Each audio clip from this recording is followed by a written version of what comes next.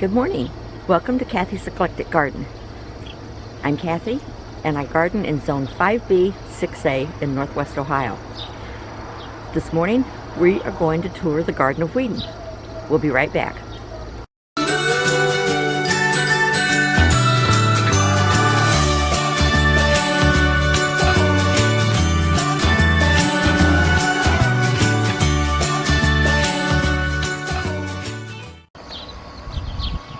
But we'll start at the beginning, and that was this center section here. And the first thing I planted were daisies, and these are the daisies. They have no flowers right now because it's mid-August, and daisies are done by mid-August. And then I added a weedilla bush. And it's also done. It has pretty pink flowers in the summertime, in late spring. And then I added a bellflower, or a balloon flower. I always call these bellflowers, I don't know why. But it's a balloon flower. And of course, no garden is complete without echinacea.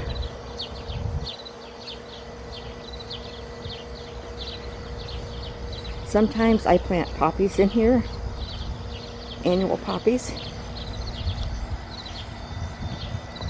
We also have a couple of salvias there in the back, and those are done blooming, and as you can see, there are weeds, aptly called the Garden of Weedin. Now, last year I added this lavender back here.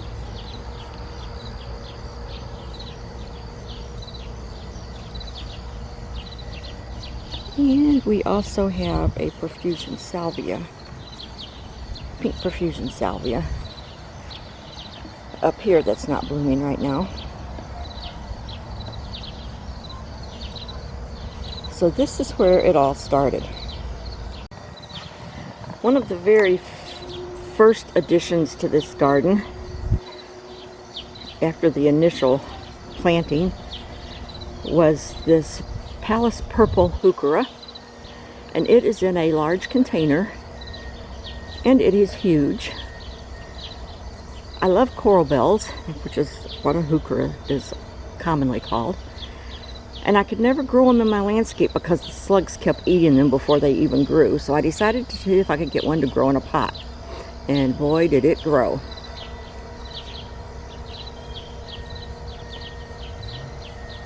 And it has little teeny tiny flowers. And it is covered in flower blooms right now, as you can see.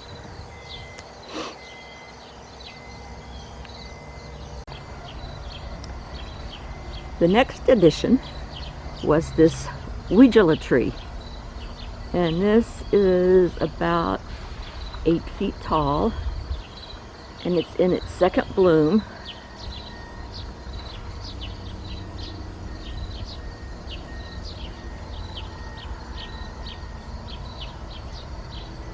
And the hummingbirds love this plant, as do the bees and butterflies. So I thought this was a good addition to this garden. All of these beautiful blossoms. The next addition was a butterfly bush. This is a Pugster series from Proven Winners. And it had a bit of a slow start. We thought we lost it after the first year, but I trimmed it back to the ground, and it came back a little bit the next year. And last year it was about half this size, and this year it really took off. So I'm real pleased with this addition. Again, it's a great butterfly attractor, and hummingbirds love it.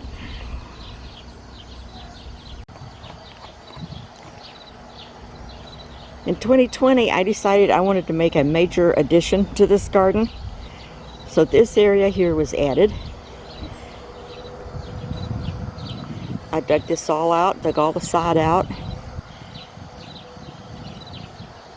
And we now have an annual salvia. This is, I've got a tag down here. Let's see if we can find it. I don't remember what it's called. Rockin' Deep Purple.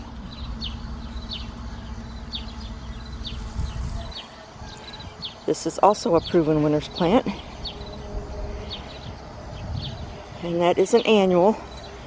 And I will probably continue to plant that in this area, even though it's an annual, because it's another one that the pollinators love.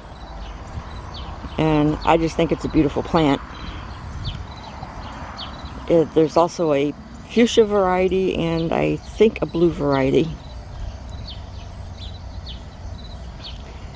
I planted an agastaki, or an anise hyssop, Blue Fortune, here this year. And I don't know what happened to it, but it died. So I'm going to plant another one there next year, unless I think of something that I want other than that. But that's probably what will go here.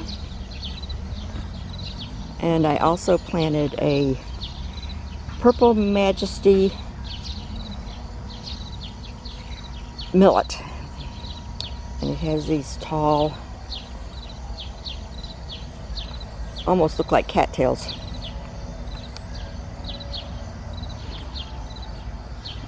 And I love trellises and tutors and all kinds of structure in the garden. And I like hyacinth beans. So I planted this hyacinth bean vine, and it has gotten quite large. And when we get around on the other side, I'll show you some of the blossoms on it. I can't get to them from here. And this is my husband's addition to this garden. He loves fountain grass, specifically purple fountain grass. So we have decided that each year, purple fountain grass is going on this end of this garden for two reasons.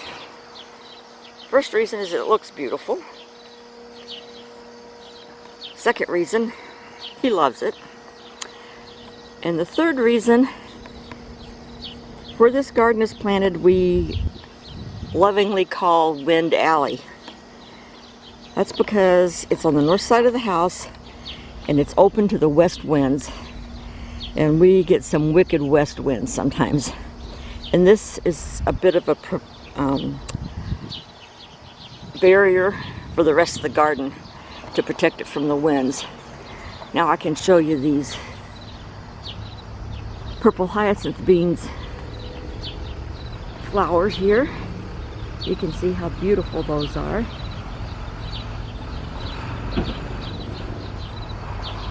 And again, another pollinator attractor.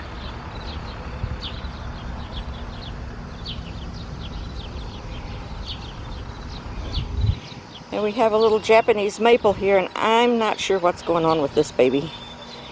This has been here for several years, and it just, I don't know if it doesn't like this spot, but it just hasn't grown a whole lot. But I keep nursing it along, and we'll see if we can get it to grow. Now down here, we have, believe it or not, parsley. That is a host plant for swallowtail butterflies. And we have a little spot of pearly everlasting, which is a native plant. And then we have a little tricolor sage here. On the north edge of this garden, we have a purple sand cherry, which is one of my favorite bushes. I have 3 of them in my garden area. And beside that, we have a false indigo. This one is a yellow variety. False indigo. In this pot we have some sweet basil, I plant that for the pollinators. And this is the first year plant for me. This is a rose mallow. And I think it has very pretty flowers on it.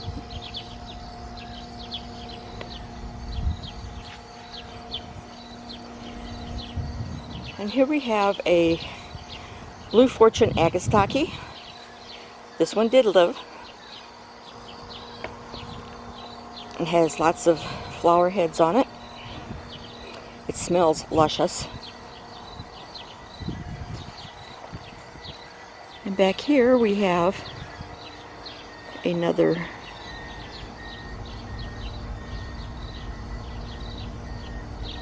butterfly bush. And I don't remember the specific name for this one. It may be a black knight, but I don't think so. But I just noticed it has one white flower bloom on it. I've never had this bush do that before. So that's kind of unique.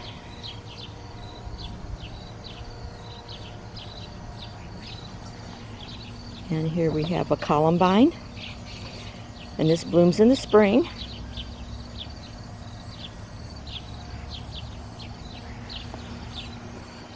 And this is my husband's Forever Goldie.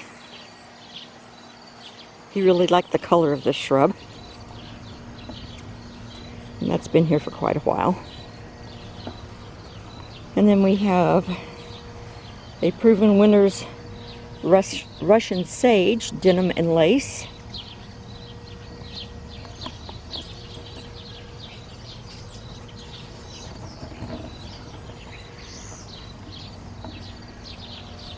And this is a 9-bark, which I absolutely love.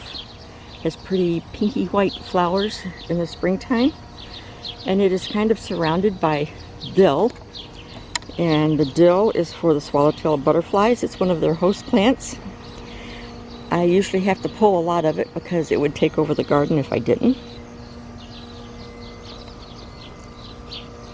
And then we have some lacy blue Russian sage down here that's not, it's doing okay. I had to transplant it from another area, but it's looking pretty good. And then we have hoary vervain, or Verbena stricta. And this is another native plant, also a pollinator plant. And I have a tub of chives here, and this tub of chives, I can't tell you how old it is. It's got to be at least 20 years old, because that was one of the first things I planted years ago, and I just planted it in this pot, and it's been there ever since, and I do nothing to it. I don't water it, I don't fertilize it. It just sits in this pot and does its thing.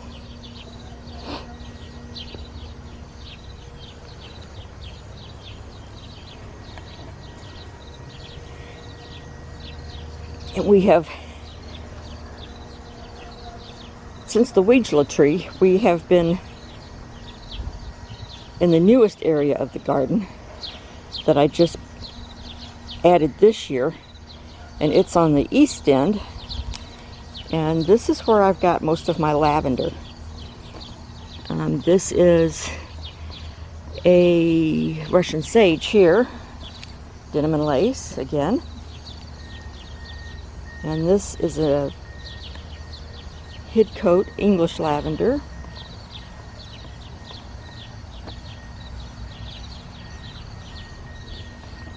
And this one is a Munstead lavender. And these are doing really well here. I'm really pleased.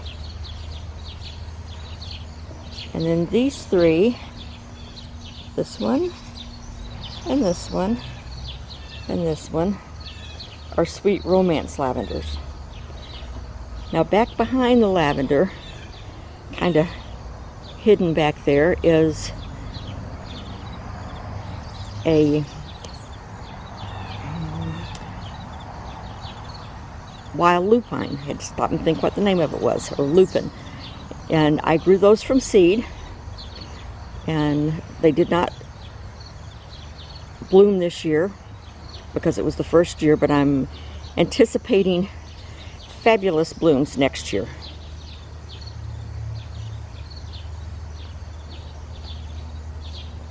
So that's it for my Garden of Weedin. Thank you for watching my video. I hope you enjoyed it. Join us again for the next one. Bye.